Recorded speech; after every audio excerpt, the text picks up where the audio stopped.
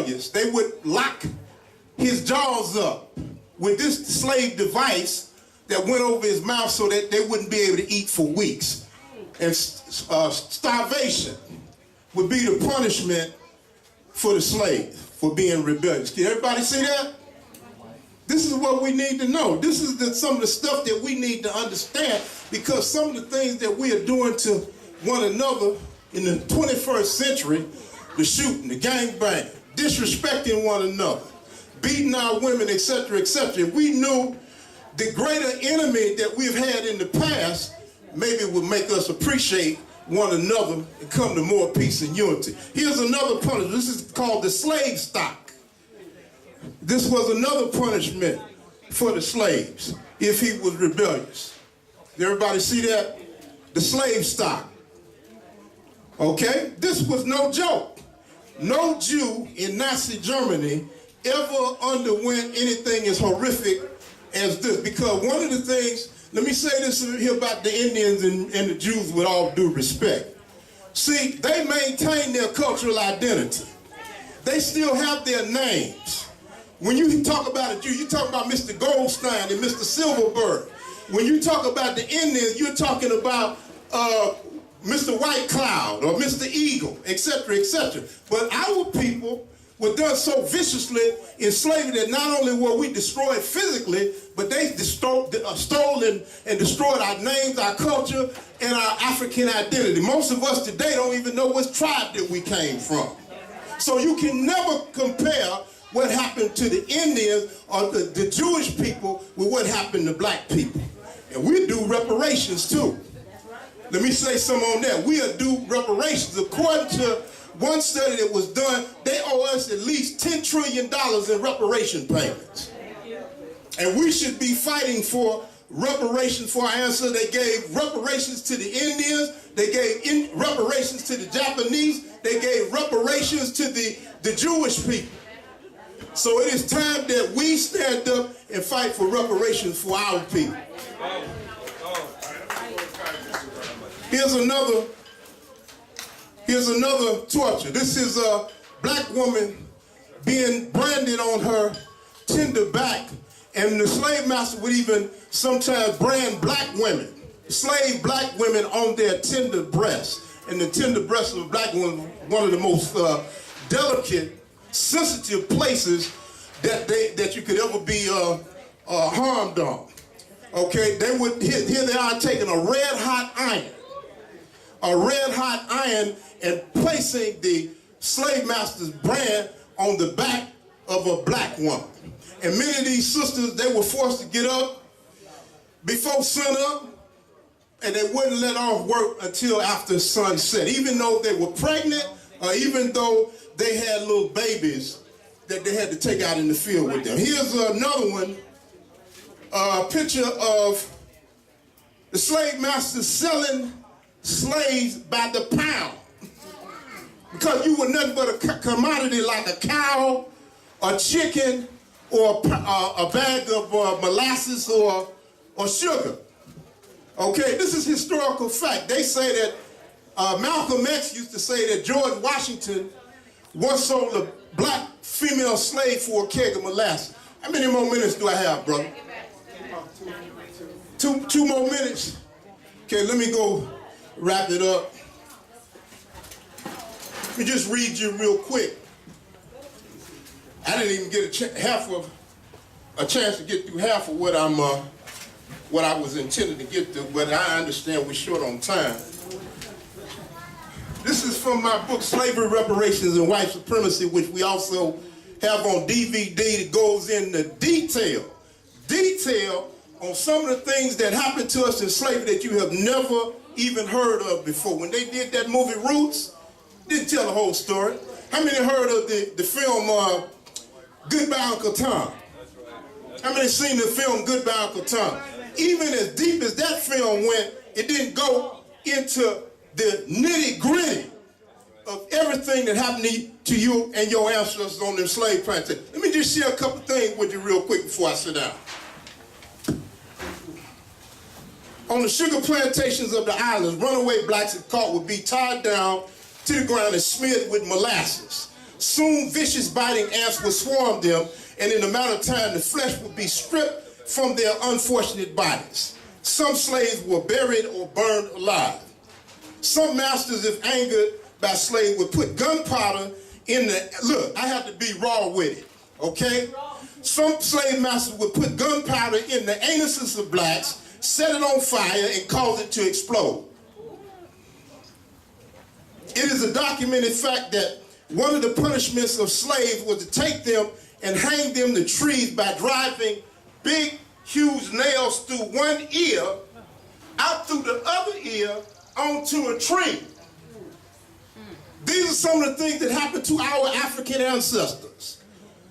And this is one of the reasons why will never forgive what happened. I want my 40 acres and a mule, and I want reparations.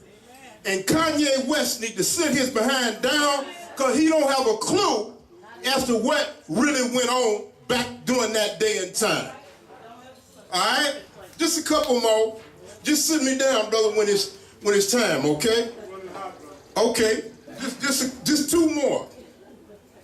Our African ancestors were forced to work a minimum of 14 to 15 hours a day at a minimum. They had to get up before sunrise, whether they were blind, crippled, insane, old, young, female, or pregnant. Frederick Douglass said that the white man literally treated his dogs and horses better than his slaves. Okay, just one more. And I'm going to sit down, and I thank everybody for the opportunity to hear me out. Slaves were bred just like farm animals.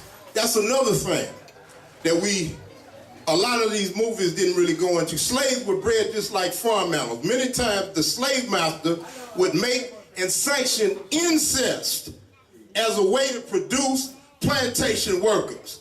Black women were set upon and raped at will by white men for breakfast, dinner, and supper. And many times the white slave master would take a mother's own son or auntie's own nephew and make them mate with their mother or their auntie in order to produce babies for the slave master. These are some of the horrific, terrible things that went on that our ancestors had to experience for over 400-something years, and we should never forget. I say again, we should never forget. Let me hear everybody say, never forget. All right, thank you very much, and assalamu alaikum. Appreciate you. Y'all excuse that left hand. Y'all give a brother another strong round of applause. Y'all come on, clap it up. Our history is painful, but sometimes you gotta face the pain if you're gonna ever be healed. Yebo? Yebo? He was talking about niggas by the pound. Do you know that the state's attorney's office down in Cook County Jail had a contest called Niggas by the Pound? Everybody got a smartphone search engine at first chance you get. They had a bet to see who could send the most niggas to jail by their weight. And so all you heavy duties, y'all was of special interest.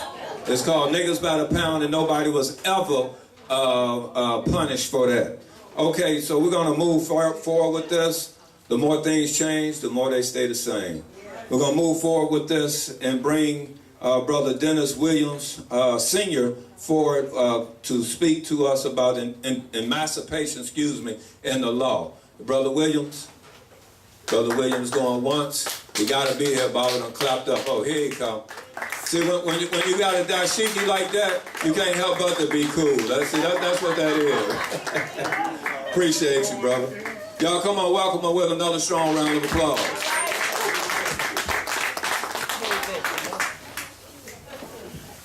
Before I get started, I ask the elders for permission to speak. Thank you.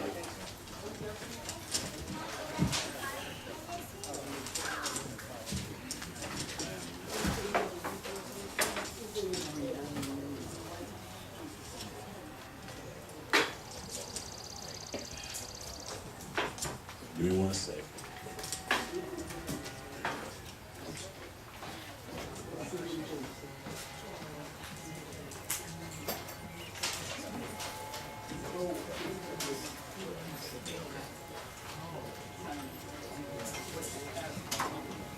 The first point I would like to point out is the Civil War was not fought to free the slaves. The Civil War was fought to bring those states that defected from the Union and turned into the Confederate back to the Union. The Emancipation Proclamation was signed to try to break the back of the Confederacy to bring it back to the Union. That's the first point I want to make. The second point, a lot of our people understand that, hey, when the Emancipation Proclamation was signed, which it was signed September the 22nd, 1862, a lot of the slaves in the South did not get the message, okay?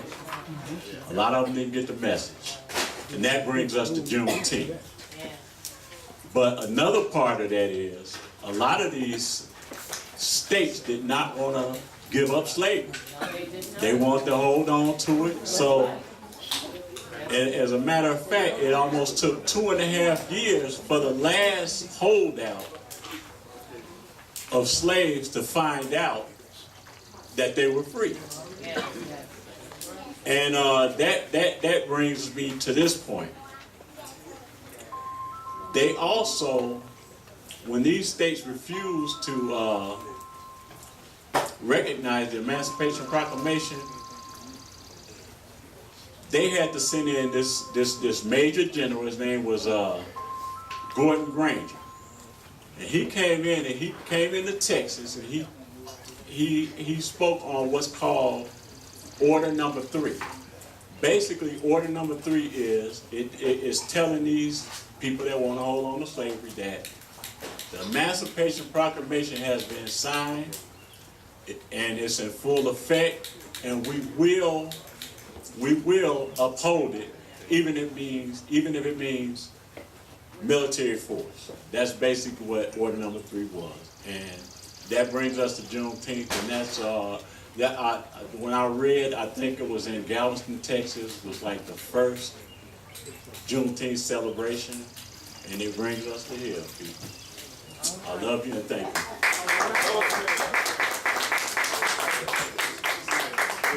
Y'all come on, give another strong round of applause. How many people love history? We all do? All right. I trust that that's true.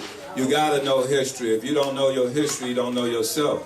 Winston Churchill, a great white supremacist out of Europe, said that the further back one can see, the further ahead one can look. Yeah. And so if he understood that, then you have to understand that. Yebo? Yebo. So without any further ado, post-reconstruction by Brother Rasta Taylor. Y'all welcome the brother with a strong round of applause. Come on, clap it up.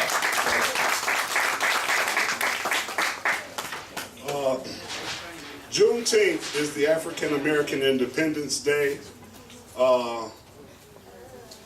After 250 years of slavery, that took place in the continental USA.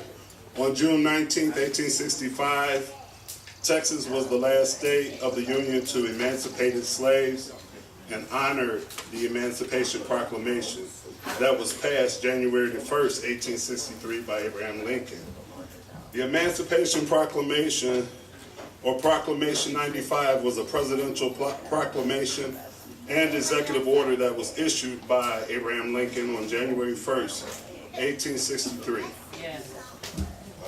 That's basically all I have there.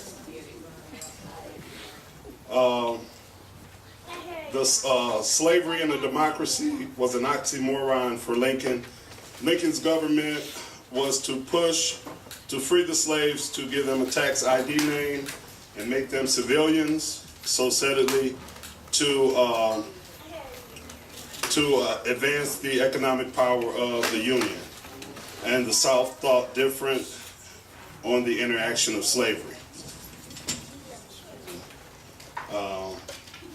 And that's basically it for me, you know.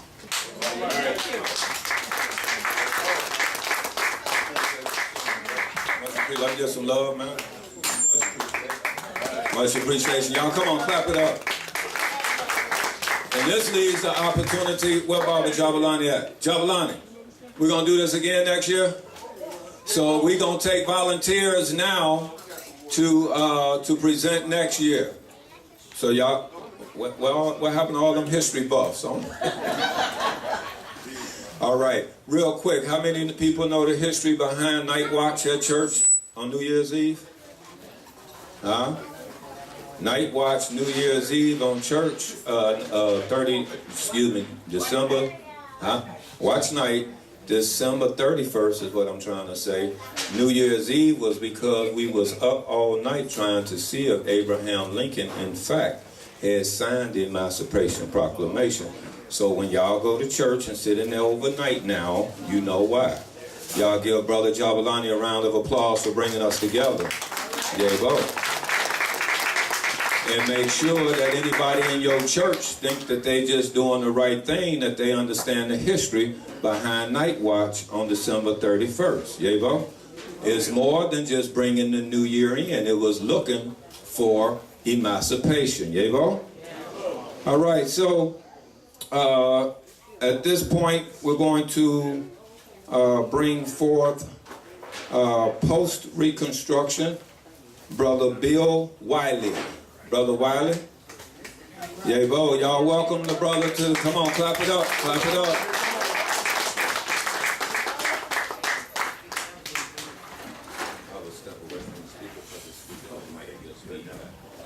Ask the elders permission to speak. Basically, we talk about Reconstruction and all the good things. We got freed, we had the Emancipation Proclamation. But there are some things that happened after Reconstruction that started during Reconstruction. Did you know the reason you don't have the 40 acres in view? Because when Johnson became president after Lincoln died, he signed something called the Amnesty Decree. What was the Amnesty Decree? It said that all Southerners who were not officers in the Confederacy, who did not mistreat black soldiers and do other kinds of, and served as officers in the Confederacy, were forgiven. They got to keep their land, all their possessions. So if you were looking for the 40 acres in the mule, it was given back to the plantation owners. Right. So, during the Reconstruction, a lot of things that were really impactful on post-Reconstruction started during Reconstruction. That's right. What happened is that the Southerners, once they got basically forgiven for their treason, began to exercise some of what they considered their inalienable rights. Right? The first thing they wanted to do was to get control. Oh, I'm sorry. Was to get control of the political process. And once they got control of the political process, then that's when all hell broke loose for black folks. Okay? I'm gonna shorten it a little bit. When they got control of the political process, the first thing they did was to pass black code laws that stayed in effect almost to the 60s, 1960s, because they disenfranchised us as far as the vote was concerned. They made us quasi-slaves. We didn't have any land, so we had to work somewhere, so we had to go back and work for the people that we had us enslaved the first time. And people always talk about how benevolent the North was. That's a myth. Okay? The myth being that they didn't really have any interest in the slavery or the chattel institutions of the South. That's not true. That's right. They were making money. The Southerners were working the hell out of us, sending the byproducts to the North to ship abroad. Everybody had a hand in it because it was money. That's what we call capitalism in its rawest form. Right? if we thought things were going good, Reconstruction, so forth and so on, the first thing that the Northerners did, Congress, is that they passed the Civil Rights Bill. And the Supreme Court the very next year in 1865 declared it unconstitutional. Meant that all the laws that the Southerners had passed to put us back into slavery were deemed constitutional. So they had the legal part on their side. All right? They took the Freedmen's Bureau, had done so much, and abolished it. And Rutherford Hayes became the president. He abolished the freedmen thing. I'm going to sum it up by saying that there was 92% political participation in 1868. 1890, it was down to 20%. You can see how much they had disenfranchised us as far as the vote was concerned. Poll tax, moving the polling places, and so forth and so on. Even when they were so ugly and dishonest as far as the post-Reconstruction period, that when Wilson, who happened to be from a Confederate family, what's Wilson, the first Wilson president? Woodrow Wilson, okay? He had black folks support him for the presidency. When he got to be the president, he fired all the blacks from the federal government. So, you know, things, you say, Reconstruction, things are going good. They have never done well for us for a long time. It's a battle that has begun a long time ago and unfortunately will continue for our children.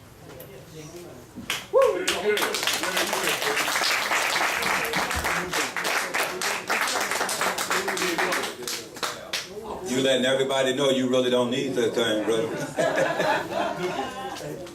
That brother telling on himself. He done got up here and got spirit-filled and been healed. I'll show you, right? Richard speaking. Okay. Yeah. I don't want to talk. I just want to say that Brother Talim over there has some CDs and tapes, and that this group singing right now and sing. They had a CD, I believe. That's for sale, and the DJ has the music, has the CDs for sale also. So if it's him, you should see him. Thank you, brother. All right. Yabo, support those that support you, Yabo. Yabo. So we come to the point in the program where I have been asked to speak on honoring black women. And this program this weekend, is all about honoring the black woman. If all of the black women, regardless of age, could please stand. Please just stand for us. If all of the black women and little girls, young ladies out of Inde, y'all stand up real quick. If you are female, identify with female. You know, you got to be careful nowadays. This honor is for you. We say in Swahili, Asante Sana, thank you very much.